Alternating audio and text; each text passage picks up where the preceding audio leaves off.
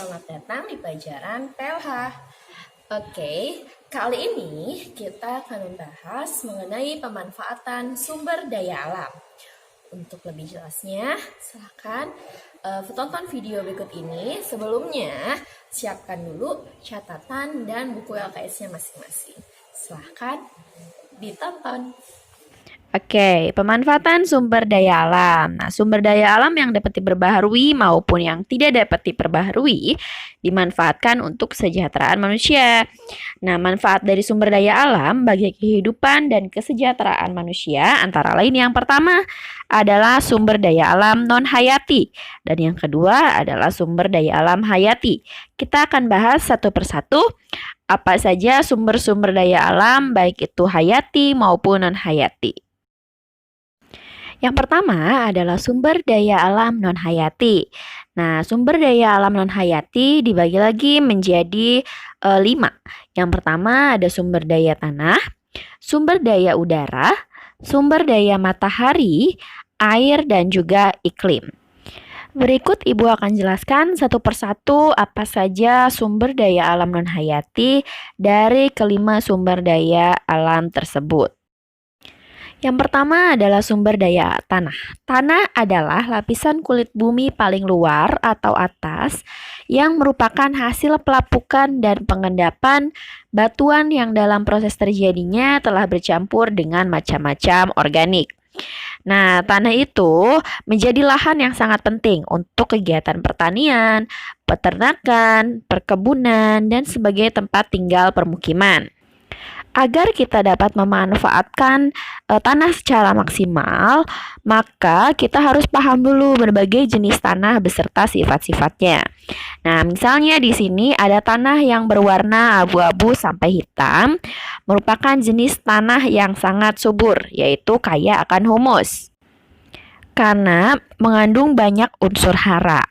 Nah, tanah yang berwarna coklat keabuan termasuk subur juga karena cukup mengandung unsur hara.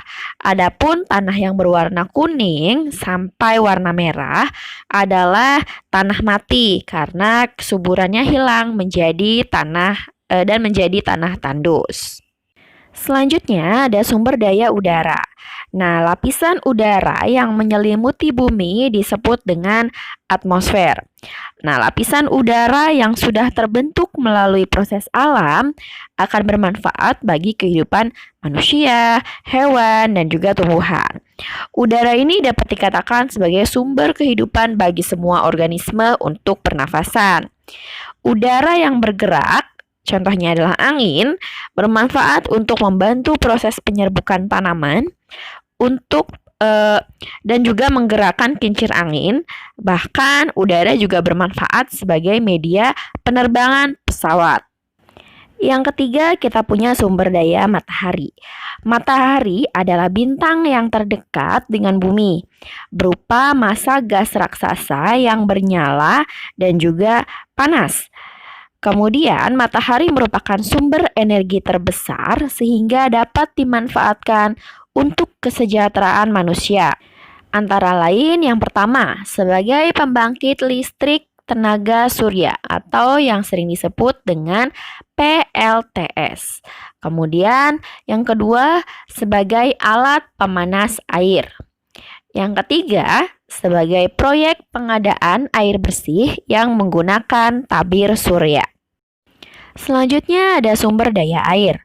Sumber daya air mempunyai banyak manfaat bagi kebutuhan dan kesejahteraan, baik itu kelangsungan hidup manusia. Oleh karena itu, air menjadi unsur yang sangat amat penting bagi lingkungan hidup. Berikut adalah manfaat dari sumber daya air bagi kesejahteraan manusia. Yang pertama adalah memenuhi kebutuhan manusia sehari-hari seperti mandi, mencuci, kemudian dan lain-lain sebagainya. Yang kedua, sebagai air minum atau PAM. Yang ketiga, pengairan atau irigasi lahan pertanian. Selanjutnya, untuk perikanan, lalu lintas air, dan terakhir, pembangkit listrik tenaga air atau disebut dengan PLTA seperti yang ada di Jawa Barat, yaitu PLTA Jatiluhur dan juga Saguling. Bagian terakhir dari sumber daya alam non-hayati yaitu sumber daya iklim. Iklim adalah cuaca rata-rata suatu tempat yang terjadi dalam kurun waktu tertentu. Nah, tiap tempat di permukaan bumi memiliki iklim masing-masing yang berbeda. Tetapi tempat-tempat yang berjauhan dapat memiliki iklim yang sama. Unsur yang menggambarkan keadaan iklim meliputi suhu udara, kelembaban udara, angin, curah hujan, dan penyinaran matahari. Nah, sumber daya iklim itu dapat dimanfaatkan untuk beberapa kepentingan. Misalnya yang pertama, ada curah hujan yang tinggi dapat dimanfaatkan untuk pengairan atau irigasi. Yang kedua, iklim pegunungan yang sejuk dimanfaatkan untuk meningkatkan usaha perkebunan teh, kopi, kina, dan tanaman perkebunan lain. Yang ketiga, iklim daerah pantai dimanfaatkan untuk meningkatkan usaha perkebunan kelapa. Nah, yang kedua, kita punya sumber daya alam hayati. Sumber daya alam hayati dibagi menjadi dua. Yang pertama, sumber daya nabati dan sumber daya hewani. Oke, untuk lebih jelasnya, perhatikan penjelasan setelah ini. Yang pertama, sumber daya nabati.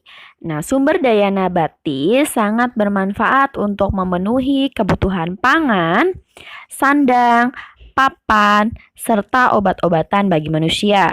Misalnya tanaman pertanian, perkebunan, kehutanan, rempah-rempah, dan tanaman-tanaman obat. Selain itu, sumber daya alam nabati juga sangat bermanfaat. Nah, manfaatnya antara lain yang pertama sebagai sumber daya pangan. Kemudian sumber sandang sebagai tanaman hias.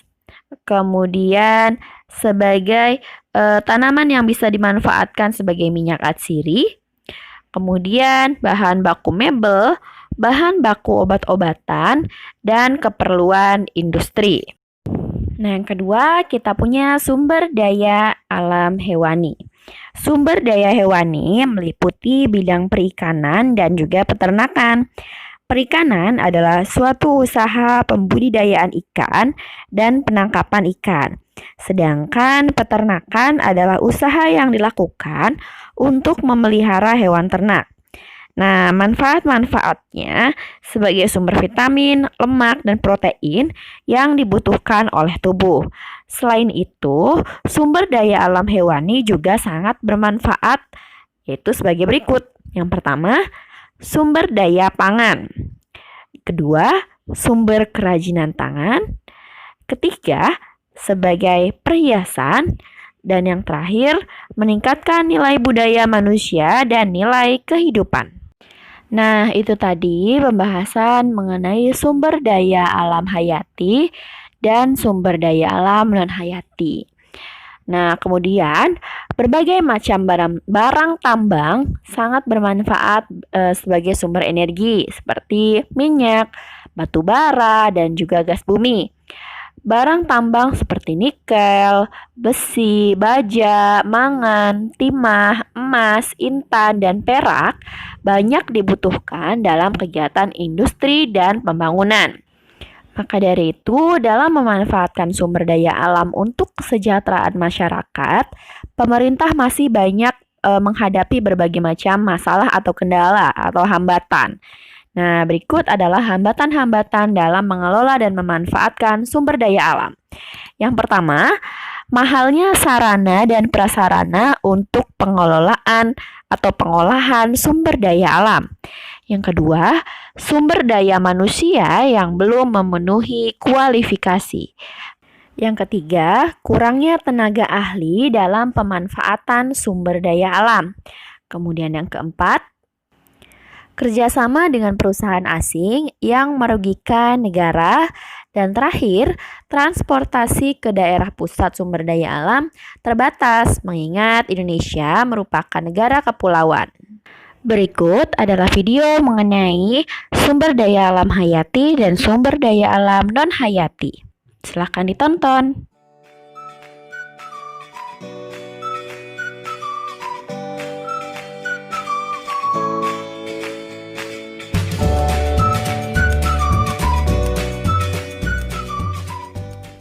Wah, banyak sekali ikannya di Raja Ampat.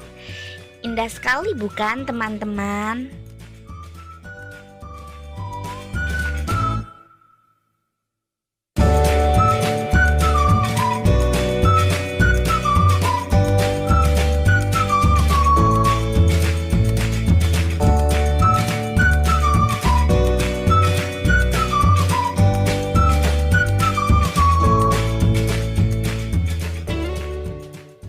Wah, terumbu karangnya juga banyak, berwarna-warni pula. Indah sekali.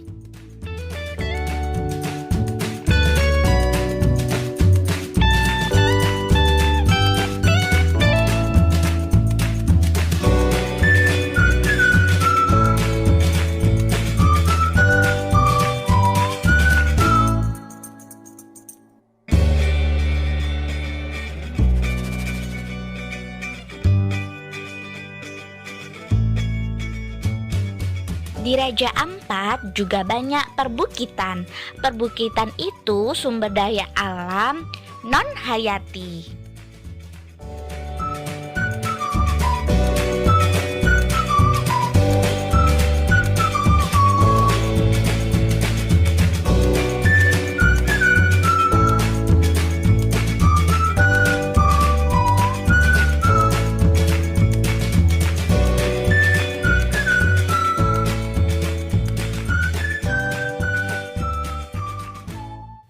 Ini tanaman bakau, teman-teman. Letaknya di pinggir pantai. Tanaman bakau adalah sumber daya alam hayati.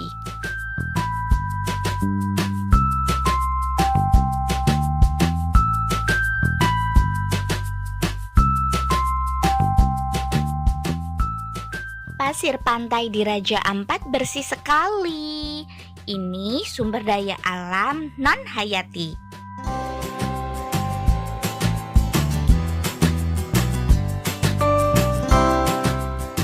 Wah, air lautnya jernih sekali. Ini sumber daya alam non-hayati.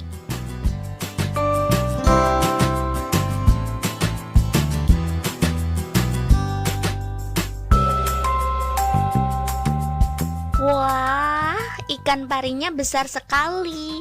Ini sumber daya alam hayati.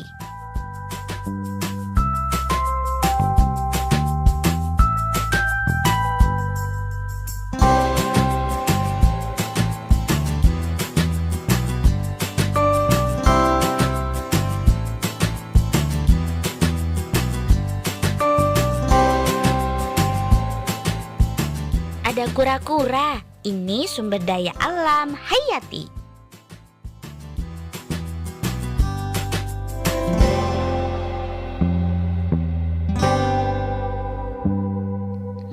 Ada rumput laut juga. Ini sumber daya alam hayati.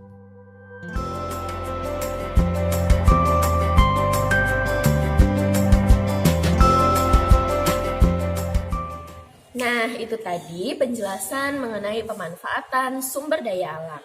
Nah, pemanfaatan sumber daya alam di sekitar kita itu sangat banyak sekali ya. Dibagi menjadi dua tadi. Ada pemanfaatan sumber daya alam hayati dan sumber daya alam non-hayati. Itu tadi penjelasan singkatnya. Untuk lebih jelasnya silahkan kalian baca kembali materi yang ada di LKS. Kemudian untuk hari ini tugasnya yaitu kalian kerjakan uji kompetensi bab 2 karena minggu depan kita akan melaksanakan ulangan harian bab 2. Kemudian ada satu tugas lagi yaitu kalian ditugaskan untuk membuat clipping tentang pemanfaatan sumber daya alam. Kalian kerjakan di kertas HVS, kemudian cari pemanfaatan sumber daya alam di internet, ditempelkan di kertas HVS tersebut, dan dikumpulkan pada saat kalian mengumpulkan tabel mutabaah nanti awal bulan ya. Oke, kalau gitu jika ada yang tanyakan silahkan komentar di bawah ini. Sekian, Assalamualaikum warahmatullahi wabarakatuh.